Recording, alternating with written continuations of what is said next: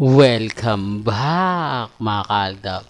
Ito na naman po ang inyong lingkod, si Mr. Destiny. At magbibigay po tayo ng pinakamainit na update po ngayon sa social media. Siyempre trending na naman po si Main Paul Quezon mga kaaldab. Patunay lang po yan na talagang si Mengay pagdating nga po sa pagiging trending, nangunguna po talaga yan. Sabi ko nga po sa inyo dito po sa channel ni Mr. Destiny. Ano man po yung nababalitaan ninyo, napapanood, napapakinggan, relax lang po kayo. Di po ba? Updated na updated po tayo. Gaya ngayon, marami nagtatanong bakit nga po daw wala si Alden Richards sa Siklayan. Ano ba yan, Mr. Destiny? Festival mga kaaldab. Sa Laguna po ito. Bakit nga po daw wala? Sobrang busy po ngayon ni Alden Richards. Napakarami niya pong gagawin kaya wala po daw siya dyan mga kaaldab. Kaya nga po sabi ko sa inyo may mga bagay-bagay na kumbaga hindi natin alam kung ano na nga po ba nangyayari. Wala tayong alam o wala tayong mga kaganapan kung darating nga po ba o hindi. Basta magbibigay na lang po ng update si Alden Richards. Gaya nga po ng out of order. Di po ba? Hindi pa inaanunsyo kung kailan nga po ito opening. Ang ibig kong sabihin, kung kailan nga po ito ang show. Kung kailan nga po ang showing nito. Kasi marami na po nagtatanong sa atin, marami na nagko-komento, kailan ba yung showing ng pelikula ni Alden Richards, Mr. Destiny? Kasi wala pang update wala pang ganap, di po ba? Sabi ko nga po sa inyo, abang-abang lang po kayo. Kumbaga pagka nakakuha tayo ng update, agad-agad ko naman po sa inyong ibibigay yan. Agad-agad naman po tayong magbibigay ng mga kaganapan. Di po ba? Yan ang kagandahan nyo sa channel ni Mr. Destiny. Lahat po ng mga update na kung gusto nyo pong malaman, pabor man o hindi, kailangan updated po kayo. Di po ba? Sa dami po ng mga bali-balita sa Instagram, sa Twitter, sa Facebook, di po ba? Hindi tayo nagpapahuli at never naman po tayo magpapa-apekto. Sabi ko nga po sa inyo, ano man po yung sabihin nila, ano man po yung ipaliwanag nila, di po ba? Pagdating po sa channel ni Mr. Destiny, updated na updated tayo dyan. Kaya yung iba nagtatanong, Mr. Destiny, totoo ba yung mga bali-balita, etc. etc. Wag po kayong basta-basta maniniwala. Wag po kayo basta-basta magpapa-apekto. Kasi sa totoo lang po, pagdating po sa pagbibigay ng update, gaya po kina Alden Richards at kay Main Mendoza, updated po tayo dyan. Pupunta lang po kayo sa channel natin para sa mga latest, di po ba, sa mga kaganapan. Kaya nga po, wag po, yung iba kasi nagsasabi nakikisawsaw, na keso ganito, keso ganon, di po ba? Halatang bitter na bitter po sila sa Aldab Nation.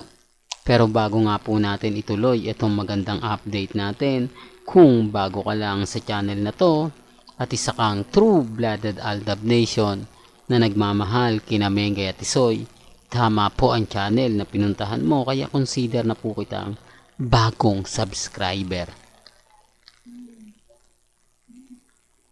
At huwag mong kalimutang i-share ang mga video po natin sa mga mami, sa mga titas, at sa mga senyor. May bago daw pong pasabog ang mga army etong magaganap na Valentine's Day mga kaaldab, na kung saan marami na naman daw pong mga mamis, mga titas, mga senyor ang iiyak.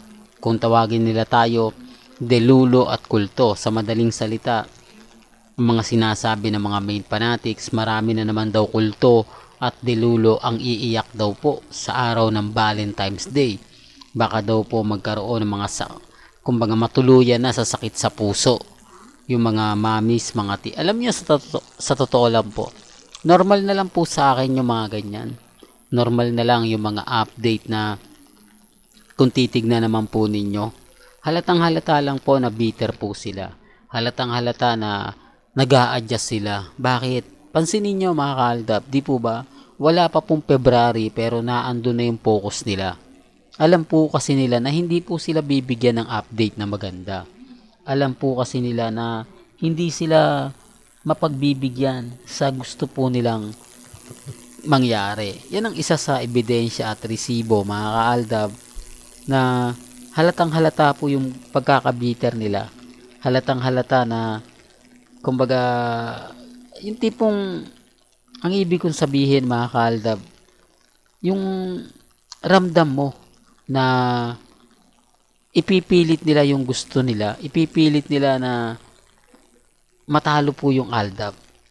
Yan ang sinasabi ko at pinapaliwanag ko na hindi po nila nagigets at di po nila naiintindihan. Di po ba? Nagiging bitter lang po talaga ako dahil nga po sa mga ina-update natin. Nagiging bitter lang po ako dahil sa mga pinapaliwanag natin. Hindi lang po nila magets, mga kaaldab, kung ano nga po ba talaga yung pinaka-latest. Hindi lang nila alam kung ano nga po ba talaga yung pinaka-trending. Di po ba? Basta ako, mga kaaldab, masaya po ako sa mga nababasa natin, nakikita po natin, napapanood natin. Kaya relax lang po kayo. Di po ba? Relax lang po kayo dun po sa mga ina-update natin, mga throwback picture, throwback video. Talagang yun lang naman po yung maibabato nila sa akin. Although aminado naman po talaga tayo, matagal na yon, po ba? Pero saan nga po ba tayo kukuha ng resibo? Naghahanap sila ng resibo kung saan nagsimula ang lahat, kung bakit po tayo kampante at matatag. Ano ibibigay natin yung 2023, 2024? Lahat, hindi na nga po pwede talaga silang magkita. Hindi na po pwede silang, kumbaga, mag-usap. Di po ba? May memo na nga. Kita mo nga po, tinanggal si Alden Richards sa Itbulaga ng GMA.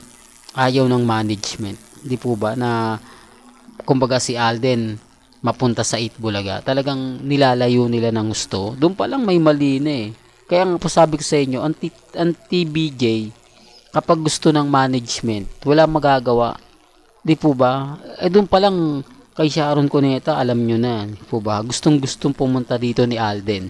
Nagulat pa nga si Sharon Cuneta dahil hindi talaga binabanggit ni Bossing Vic Soto ang pangalang Alden Richards.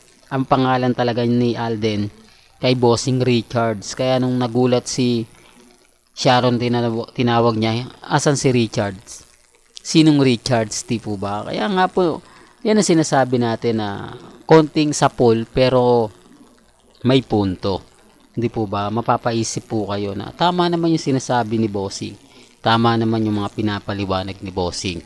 Kaya lang sabi ni Sharon Cuneta, hindi yata pinayagan ng management. Hindi po ba? Real talk, mga kaaldab. Well, hanggang dito na lang po ang ating latest updates. Kaya kung gusto nyo pa po ng pinaka-latest at sariwang update, abay tumutok lang po kayo dito po sa channel ni Mr. Destiny para updated po kayo sa mga latest at sa mga bagong video po na ilalabas po natin maya-maya lang. Hanggang sa muli, salamat po sa panonood at pakikinig.